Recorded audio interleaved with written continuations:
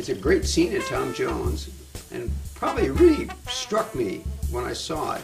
These British movies that we're talking about seems like another planet. I did have a show on the BBC. We had to watch the Beatles on the Ed Sullivan show. I got into British films probably in the 60s. My mind was always open to film because I think, because I grew up in this, in Springfield, Massachusetts, and we only had 3 channels, so you watched what was on. Hi, I'm Kelly Monteith, and this is my compatriot. I'm Paul Boland. And we're here to talk about British film.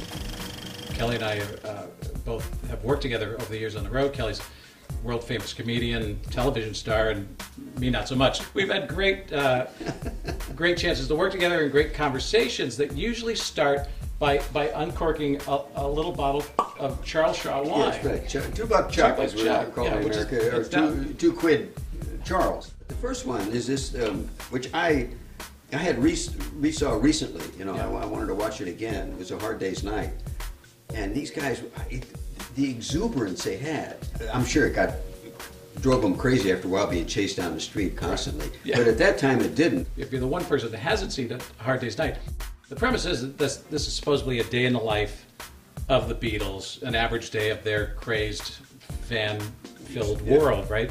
And it's them on a train, and them taping a TV special, and all these things that supposedly happen in the course of a day. Give us a kiss.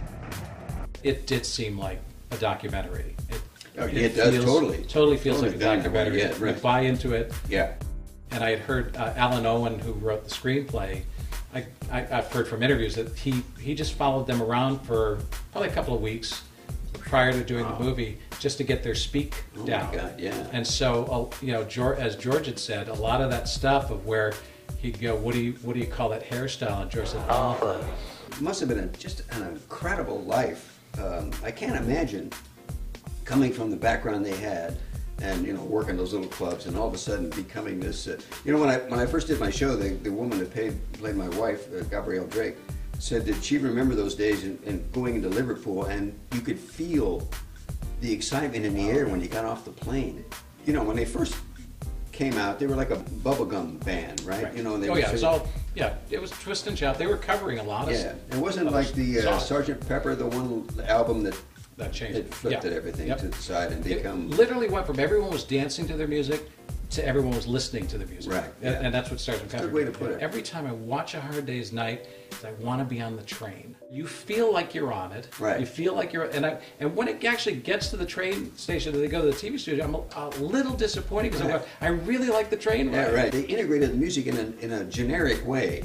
Absolutely. They were in the studio and then they played, and I really liked how they did that. And I guess it's credited too. It's like they consider it the birth of the music video, because that really was. Yeah, I guess so. I never thought of it that way. Before. What's that supposed to mean? I don't know. I thought it just sounded distinguished. Like it was a normal segue into that, rather than suddenly they're singing in the dining car and the waiters are dancing and. It'd be like an Elvis movie. Yeah, let's just say it. Right. Yeah, right. Yeah.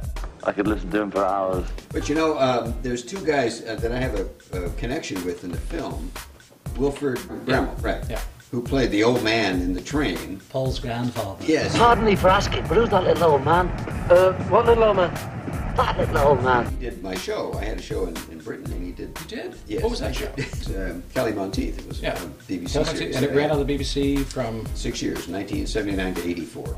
And Victor Spinetti, who plays the TV director.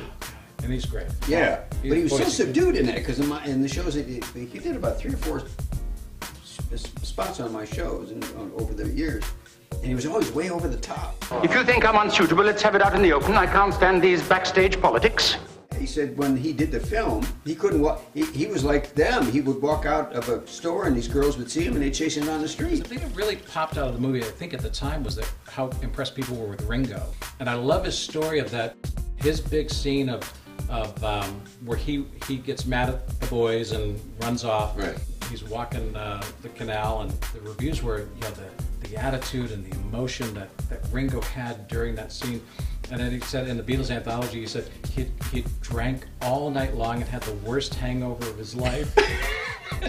My favorite line of the movie is that we'd like to have you come in and give your opinion of these shirts. And he goes, I'd be quite prepared for that eventuality. And that chase scene was reminiscent to me of the Buster Keaton film when Buster Keaton's being chased by all the police, which is probably one of the funniest silent films I've ever seen. Was that because it's just a massive amount of police are chasing him, and that's the same thing with the Beatles. That's what I sort of sparked to, not only with the Marx Brothers, but I love that tradition. So we like this one, and I'll tell you what we're going to do on our show from episode to episode. I'd like to give a little something away. In my trips to England, I go to a shop in Walthamstow on Wood Street. Oh my God! It's a great old collectible show, but it's an old Beatles 45. Wow, look at that.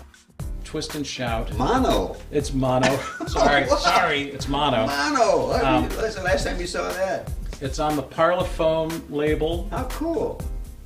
And this particular one has Twist and Shout, Taste of Honey, Do You Want to Know a Secret, and There's a Place. Oh my God, that's got to be worth some money if you can hold on to this. So when you go and subscribe to the Anglophile channel and leave a comment under this YouTube video that you're watching, your name will go in the hat to win this Beatle 45, which is certainly a collectible. And maybe we'll throw in an autographed picture of Paul and Kelly.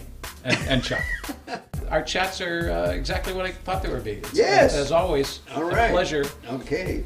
Two Chucks up. This is Paul. I'm Kelly. By the way, what are we going to do next? Oh, what do you want to look at next? How about School for Scoundrels? Oh, that's a great movie. Yeah. Got to do movie. that. So tune into part 2 of Paul and Kelly and Chuck, School for Scoundrels. So, cheers. Good help.